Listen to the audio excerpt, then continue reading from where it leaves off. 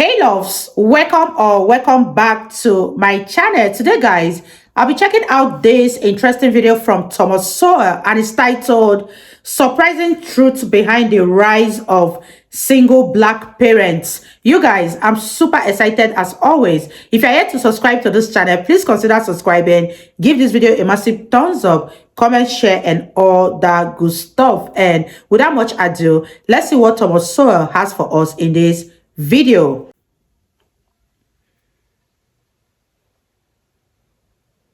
From the 1960s onward, much of the transplanted Southern culture would, like Black English, be seen as sacrosanct features of a distinctive Black identity, despite their mirroring very similar cultural patterns among Southern whites in times past. Not all Black Americans, of course, retain this anachronistic culture, for the spread of education and the growing experience of the counterproductive effects of the Southern redneck way of life eroded it over time for many Blacks, as happened also among the whites who brought this culture over from Britain. Even during the era of slavery, those Blacks who were house servants in more educated homes tended to pick up a different culture, giving their descendants enduring advantages over the descendants of field hands. Contemporary Black ghetto culture in the United States is not, however, a simple linear extrapolation from the culture of Southern whites.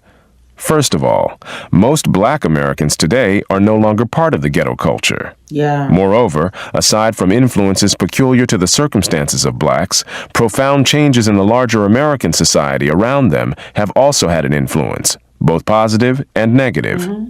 The burgeoning of the American welfare state in the second half of the 20th century and the declining effectiveness of the American criminal justice system at the same time allowed borrowed and counterproductive cultural traits to continue and flourish among those Blacks who had not yet moved beyond that culture, thereby prolonging the life of a chaotic, counterproductive, dangerous, and self-destructive subculture in many urban ghettos.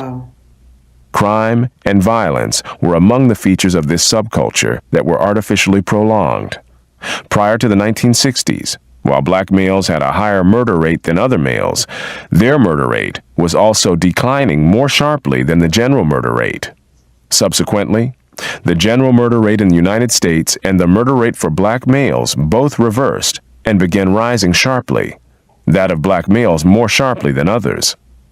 In short, the drastic changes in law enforcement and social morality during the 1960s had particularly adverse effects on the behavior and actions of Blacks, and on Black victims of the criminals in their midst.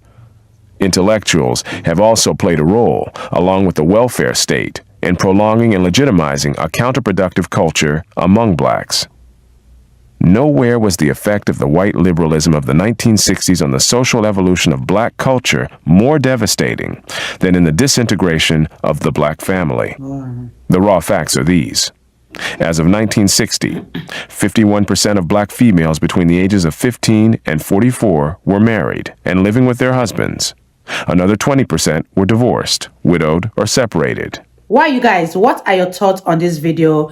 Thomas Sowell has always hammered on the welfare state being the cause of the disintegration in Black families in America, and also why there are so many single Black parents. Because with the introduction of the welfare state, men are no longer playing the roles of the father in the family, since the government are now married to the women, providing them with what a man is supposed to provide them with. And the result of the absence of the father in a home has increased the crime rate in the country, because if you check the statistics from the early 40s to what it is today, you'll find out that since the disintegration of the families by the welfare state, crime rate has increased exponentially, and this is as a result of the absence of the father in a home. And most of these kids who are raised by single parents end up being a nuisance to their community and the society at large.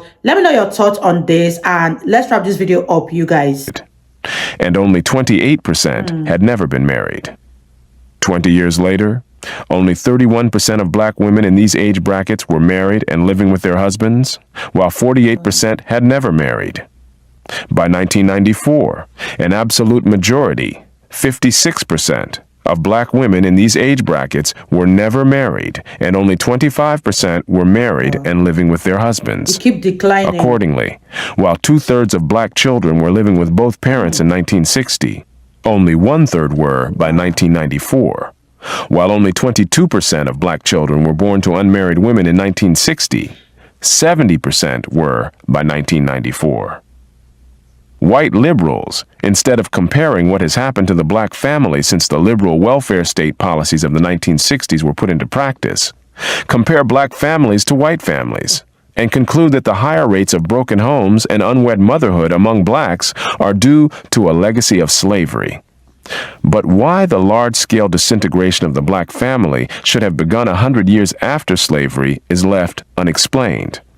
Whatever the situation of the black family relative to the white family, in the past or the present, it is clear that broken homes were far more common among blacks at the end of the 20th century than they were in the middle of that century or at the beginning of that century, even though blacks at the beginning of the 20th century were just one generation out of slavery. The widespread and casual abandonment of their children and of the women who bore them by black fathers in the ghettos of the late 20th century was, in fact, a painfully ironic contrast with what had happened in the immediate aftermath of slavery 100 years earlier, when observers in the South reported desperate efforts of freed blacks to find family members who had been separated from them during the era of slavery. A contemporary journalist reported meeting black men walking along the roads of Virginia and North Carolina, many of whom had walked across the state or across more than one state looking for their families.